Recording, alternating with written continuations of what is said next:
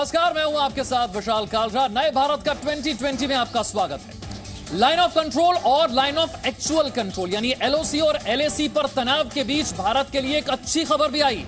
भारतीय वायुसेना को रफाल लड़ाकू विमान की पहली खेप 27 जुलाई को यानी कि अगले महीने मिलने वाली। भारतीय वायुसेना की गोल्डन एरो स्क्वाड्रन अगस्त में रफाल विमानों के साथ मोर्चा संभालने की तैयारी कर चुकी है। बताया जा रहा है कि फ्रांस से रफाल को भारत लाने की तैयारी शुरू हो चुकी है। फ्रांस के साथ हुए खरीद समझौते के तहत भारत को 36 रफाल जेट मिलने वाले हैं। पहला रफाल 27 जुलाई तक भारत को मिलेगा। योजना के मुताबिक पहले 4 रफाल लड़ाकू विमान अंबाला आने वाले थे, लेकिन फ्रांस अब कुछ ज्यादा संख्या में लड़ाकू विमानों को भेजेगा। अब 4 रफाल की जगह भारत को 6 रफाल विमान मिलेंगे। रफाल विमान को आसमान का अजय योद्धा माना जाता है। हवा से हवा में मार करने वाले लंबी दूरी की मिसाइलों से इसे लैस किया जा सकता है। इसका निशाना अचूक होता है। लाइन ऑफ एक्चुअल कंट्रोल यानी कि एलएसी पर चीन अपनी सेना को ट्रेनिंग देने के लिए 20 मार्शल आर्ट ट्रेनर भेज रहा है। 15 जून से पहले भी चीन ने मार्शल आर्ट लड़ाकों को एलएसी पर भेजा था। चीन को नहीं पता कि भारतीय सेना के घातक कमांडो वहां पहले से ही मौजूद हैं। सेना की हर यूनिट में घातक कमांडो होते हैं जो हथियारों के साथ लड़ाई के अलावा बिना हथियारों की लड़ाई में भी माहिर होते हैं। हर यूनिट में 40 से 45 घातक कमांडो मौजूद होते हैं। भारत और चीन के बीच 1996 में हुए समझौते के मुताबिक एलएसी से 2 किलोमीटर के दायरे में न फायरिंग की जाएगी, न ही किसी भी तरह के खतरनाक रासायनिक हथियार, बंदूक और विस्फोटक की इजाजत होगी। इसलिए यहाँ हथियारों का इस्तेमाल नहीं किया जाता है। गलवान में भारत से जबरदस्त हार का सामना करने के बाद चीन अब पाकिस्तान के साथ मिलकर भारत के खिलाफ साजिश रच रहा है। चीन की वायुसेना पाकिस्तान के कब्जे वाले कश्मीर यानी कि पीओके के स्कार्दू एयरबेस का इस्तेमाल कर रही है।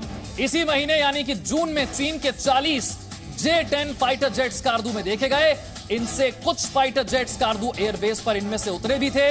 इसके अलावा चीन के मिड एयर रिफ्यूलर IL-78 भी स्कार्दू पहुंचे। मिड एयर रिफ्यूलर यानी ऐसे विमान जिनमें उड़ान के दौरान ईंधन भरा जा सके। स्कार्दू का इस्तेमाल कर रहा है चीन भारत के खिलाफ बड़ी साजिश। आशंका जताई जा रही है कि चीन भारत के खिलाफ पीओके के स्कार्दू का इस्तेमाल कर सकता है। जम्मू कश्मीर के त्राल में हिजबुल के आतंकियों के सफाए के बाद डोडा भी अब आतंक से मुक्त हो गया है। डोडा का रहने वाला हिजबुल कमांडर मसूद आज सुबह अनंतनाग में मारा गया। अनंतनाग में मुठभेड़ में 3 आतंकवादी मारे गए हैं। जम्मू कश्मीर पुलिस और सुरक्षा बलों का साझा ऑपरेशन कल रात 11 बजे शुरू हुआ था। मारे गए आतंकियों में हिजबुल कमांडर मसूद और लश्कर के 2 आतंकी शामिल हैं। मसूद डोडा जिले में जिंदा बचा आखिरी आतंकी था। तीनों के पास से एक AK-47 और 2 पिस्तौल भी बरामद हुई है। एनकाउंटर अब खत्म हो चुका है। जम्मू कश्मीर में इस साल जनवरी से लेकर अब तक मुठभेड़ में 116 आतंकी मारे जा चुके हैं। कश्मीर में सेना की कार्रवाई और जांच एजेंसियों की लगातार कार्रवाई ने कश्मीर में न सिर्फ आतंक का सफाया किया है बल्कि अलगाववादियों के बीच अब फूट पड़ गई। कश्मीर के अलगाववादी नेता सैयद अली शाह गिलानी ने हुर्रियत कॉन्फ्रेंस से इस्तीफा दे दिया है। ऑडियो मैसेज में गिलानी ने कहा, हुर्रियत कॉन्फ्रेंस के मौजूदा हालात को देखते हुए मैंने हर तरह से अलग होने का फैसला किया है। फैसले के बारे में हुर्रियत के सारे लोगों को चिट्ठी लिखकर सूचना दे दी गई है। कश्मीर में सेना के आतंक मुक्त अभियान से अलगाववादियों की कमर टूट गई है। NIA के जांच के घेरे में गिलानी का नाम कई बार आया। कभी पैसों की फंडिंग में हाफिज सईद से कनेक्शन की बात सामने आई, तो कभी घाटी में पत्थरबाजी की घटनाओं के पीछे गिलानी का नाम जांच के दायरे में था। अलगाववादियों में फूट पड़ रही है तो NIA ने पाकिस्तानी खुफिया एजेंसी ISI के एजेंट के खिलाफ कार्रवाई भी तेज कर दी है। रविवार को उत्तर प्रदेश के वाराणसी और चंदौली में पाकिस्तानी खुफिया एजेंसी के एजेंट पर छापेमारी की गई। छापेमारी में NIA को मोबाइल फोन और कुछ दस्तावेज मिले हैं। यूपी ATS ने जनवरी 2020 में चंदौली के राशिद को गिरफ्तार किया था। राशिद सेना और CRPF के ठिकानों की जासूसी कर रहा था। पाकिस्तान में बैठे ISI हैंडलर के सीधे संपर्क में था राशिद। जासूसी के लिए 2 बार पाकिस्तान जाकर ट्रेनिंग भी ली थी। यूपी ATS की गिरफ्तारी के बाद मामले की जांच कर रही थी NIA, national investigation agency. Bharat के नंबर पर पाकिस्तान से ISI चला रहा था व्हाट्सएप। पाकिस्तान को अपने ही घर में दहशतगर्द पालना अब बहुत महंगा पड़ रहा है। आज सुबह पाकिस्तान के कराची स्टॉक एक्सचेंज पर आतंकवादियों ने ग्रेनेड से हमला कर दिया। कराची स्टॉक एक्सचेंज पर हुए आतंकी हमले में कुल 10 लोगों की मौत हो गई, जिनमें 4 आतंकी भी शामिल हैं। मारे गए लोगों में एक पुलिस इंस्पेक्टर और 4 सिक्योरिटी गार्ड्स भी शामिल हैं। हमले में एक आम नागरिक की भी मौत हो गई, जबकि 7 लोग घायल हुए हैं। मीडिया के मुताबिक आतंकी स्टॉक एक्सचेंज के मेन गेट पर ग्रेनेड फेंककर अंदर दाखिल हुए। 4 आतंकियों ने स्टॉक एक्सचेंज में घुसने की कोशिश की, लेकिन मारे गए। हमले की जिम्मेदारी बलूच लिबरेशन आर्मी यानी BLA ने ली है। पाकिस्तान की एक और नापाक हरकत सामने आई है। भारत के तमाम विरोध के बावजूद पाकिस्तान ने गिलगित बाल्टिस्तान में आम चुनाव की घोषणा की। पाकिस्तान 18 अगस्त को गिलगित बाल्टिस्तान में चुनाव कराएगा। भारत ने इसका कड़ा विरोध किया है। 18 अगस्त को गिलगित बाल्टिस्तान की 24 विधानसभा सीटों पर चुनाव का ऐलान किया गया है। गिलगित बाल्टिस्तान भारत का वो अभिन्न हिस्सा है जिस पर पाकिस्तान ने अवैध कब्जा कर रखा है। पाकिस्तान वहां गैर कानूनी कदम उठाने जा रहा है। भारत ने पिछले महीने ही दिल्ली में पाकिस्तान के राजनयिक को चिट्ठी लिखकर चुनाव कराने का विरोध किया था। भारत ने पाकिस्तान को साफ बता दिया था कि केंद्र शासित क्षेत्र जम्मू कश्मीर और लद्दाख के पूरे क्षेत्र में गिलगित और बाल्टिस्तान भी शामिल है। विदेश मंत्रालय ने कहा है कि पाकिस्तान की सरकार या न्यायपालिका के पास अवैध रूप से जबरन कब्जे वाले इलाकों पर कोई फैसला सुनाने का अधिकार नहीं है। और भारत और भूटान ने 600 मेगावाट क्षमता के खोलोंगचू हाइड्रो पावर प्रोजेक्ट पर हस्ताक्षर किए हैं। भारतीय विदेश मंत्री एस जयशंकर वीडियो कॉन्फ्रेंसिंग के जरिए इस कार्यक्रम में शामिल हुए। This is yet another milestone in our diverse and multifaceted bilateral cooperation. It has come at a time when our two countries are fighting the COVID-19 pandemic. I'm sure that the commencement of the construction activities of this project will help to create economic and employment opportunities in Bhutan at this critical time. चीन और भारत के बीच चल रहे तनाव पर कांग्रेस के नेता तरुण गोगोई ने मोदी सरकार पर निशाना साधा है। वहीं चीन मामले पर बीएसपी अध्यक्ष मायावती ने खुलकर बीजेपी का समर्थन किया। कांग्रेस नेता और असम के पूर्व मुख्यमंत्री तरुण गोगोई ने मोदी सरकार पर निशाना साधते हुए कहा कि प्रधानमंत्री मोदी कह रहे हैं कि चीन हमारी सीमा में नहीं घुसा है, लेकिन ये सच नहीं है। जो हमारा एरिया में वो घुस गया, हमारा एरिया में और बंकर बन रहा है और रास्ता बन रहा है, सब कर रहा है, तब भी हम चुप रहेगा, कुछ नहीं बोलेगा, तब तो हम सरेंडर नहीं बोलेगा, क्या बोलेगा। वहीं इस मामले पर बीएसपी अध्यक्ष मायावती ने नसीहत दी है कि चीन को लेकर बीजेपी कांग्रेस आरोप प्रत्यारोप की घिनौनी राजनीति कर रही है। इसका फायदा चीन उठा सकता है। उन्होंने कहा कि इस मुद्दे पर बीएसपी बीजेपी के साथ है। केंद्र में बीजेपी की सहयोगी जनता दल यूनाइटेड ने भी कांग्रेस पर ही सवाल खड़े किए हैं। राजीव गांधी फाउंडेशन को चाइना ने एक बड़ी रकम बतौर डोनेशन दी थी, तो सवाल पूछने के साथ साथ अपने दागदार अतीत को कांग्रेस को देश के सामने भी जरूर रखना चाहिए। चीन के साथ हुए विवाद के बाद पटना में गंगा नदी पर महात्मा गांधी सेतु के समानांतर बनने वाले एक नए पुल का टेंडर रद्द कर दिया गया है। अब शनिवार को दोबारा टेंडर जारी किया जाए। केंद्र सरकार आर्थिक रूप से लगातार चीन को चोट पहुंचा रही है।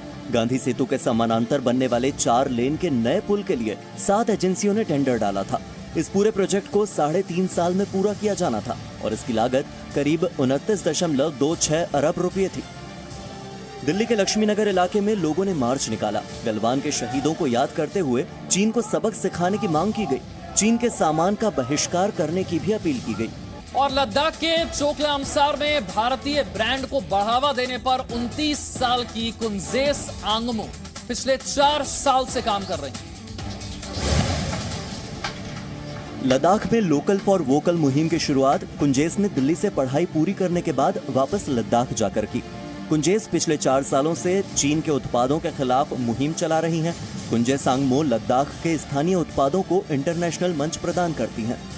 PMEGP के तहत 25 लाख रुपए का लोन लेकर लद्दाख की महिलाओं के साथ लाओस कुंजेस आंगमो ने पश्मीना और वुलन पर काम करने की शुरुआत की। 100 महिलाएं गांव-गांव में पश्मीना की कताई में जुटी हुई हैं। जुलाई 2019 से लेकर नवंबर 2019 तक इन महिलाओं ने लगभग 25 लाख रुपए का कारोबार किया। और देश में बढ़ती तेल की कीमत को लेकर विपक्ष सक्रिय हो गया है। सोनिया गांधी ने केंद्र सरकार पर इसे लेकर सवाल खड़े किए।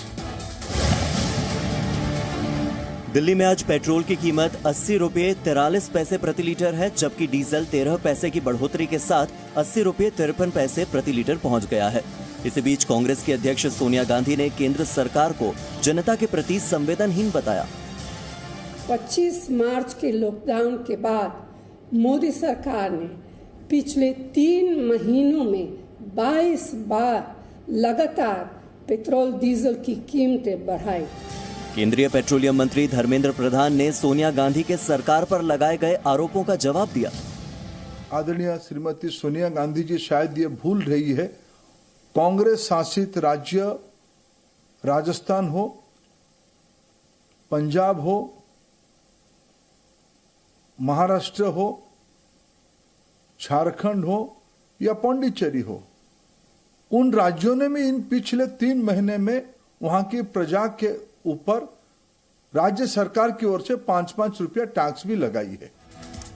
देश में अब हर दिन करीब 20,000 नए कोरोना के मामले सामने आ रहे हैं और इसी के साथ कोरोना संक्रमित मरीजों की जो संख्या है वो 5,48,000 के पार हो गई। देश में अब तक करीब 84 लाख लोगों की कोरोना टेस्टिंग की जा चुकी है। पिछले 24 घंटे में कोरोना के 19,459 मामले नए सामने आए हैं। बीते 24 घंटे में 380 लोगों की मौत हुई और इसी के साथ देश में कोरोना से मरने वालों की संख्या 16,475 तक पहुंच गई है। देश में 5,48,318 कोरोना संक्रमित मरीज हैं, जिनमें से 3,21,723 इलाज से ठीक हो चुके हैं। इसी के साथ इलाज से ठीक होने की दर यानी कोरोना की रिकवरी रेट 58.67% हो गई है। दिल्ली में कोरोना के इलाज को लेकर मुख्यमंत्री अरविंद केजरीवाल ने एक बड़ी घोषणा की है। दिल्ली में देश का पहला प्लाज्मा बैंक तैयार किया जाएगा। दिल्ली में कोरोना संक्रमितों की संख्या 83,000 से ज्यादा है। कोरोना के इलाज के लिए दिल्ली में सबसे पहले प्लाज्मा थेरेपी शुरू हुई, जिसके नतीजे बेहतर हैं और अब institute of liver and biliary sciences यानी ILBS में प्लाज्मा बैंक खोला जाएगा।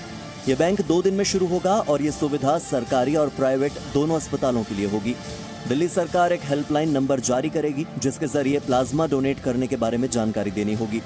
प्लाज्मा डोनेट करने वालों के ILBS अस्पताल जाने आने का इंतजाम दिल्ली सरकार करेगी। कोरोना के बढ़ते मामलों पर आपके मन में भी लॉकडाउन को लेकर सवाल होगा, तो आपको बता दें कि कई राज्य बढ़ते संक्रमण की वजह से लॉकडाउन बढ़ा चुके हैं। देश के कई राज्यों में लॉकडाउन बढ़ाने का फैसला लिया गया है। महाराष्ट्र सरकार ने बढ़ते संक्रमण की वजह से 31 जुलाई तक लॉकडाउन किया है। वहीं झारखंड में भी लॉकडाउन 31 जुलाई तक बढ़ा दिया गया है। पश्चिम बंगाल में 31 जुलाई तक लॉकडाउन की घोषणा की गई है। मणिपुर में लॉकडाउन 15 जुलाई तक जारी रहेगा और असम के गुवाहाटी में 12 जुलाई तक संपूर्ण लॉकडाउन लागू किया गया है। असम के गुवाहाटी में लॉकडाउन लागू होने के बाद से पुलिस सक्रिय है। बेवजह बाहर घूमने वालों पर सख्ती से कार्रवाई की जा रही है। इन राज्यों में से सबसे ज्यादा संक्रमण महाराष्ट्र में है। महाराष्ट्र में कोरोना के 1,64,000 से ज्यादा मरीज हैं, जबकि 7,000 से ज्यादा लोगों की मौत हो चुकी है। और अब मानसून की आज की सबसे डरावनी तस्वीर आपको दिखा दें। भारी बारिश के बाद पश्चिम बंगाल के दार्जिलिंग में लैंडस्लाइड यानी कि भूस्खलन हुआ। ये तस्वीरें आप देखिए, पहाड़ खिसकता है, बड़े बड़े पत्थर गिरने लगते हैं, रास्ते में पेड़, सड़क जो कुछ था सब तबाह हो गया। सड़क टुकड़ों में कट गई और टूटकर गिरने लगी। इन तस्वीरों से आप खतरे का अंदाजा लगा सकते हैं। यह आज सुबह की घटना है। दार्जिलिंग में इस भूस्खलन की वजह से NH-55 पर पूरी तरह से क्षतिग्रस्त हुआ।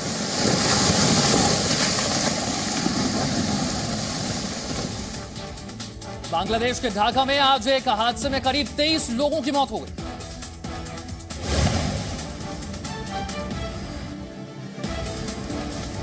ढाका में बूढ़ी गंगा नदी में यह नाव डूबी और इसी में बताया जा रहा है 2 नाव यहां पर आपस में टकराई, करीब 23 लोगों की मौत हो गई।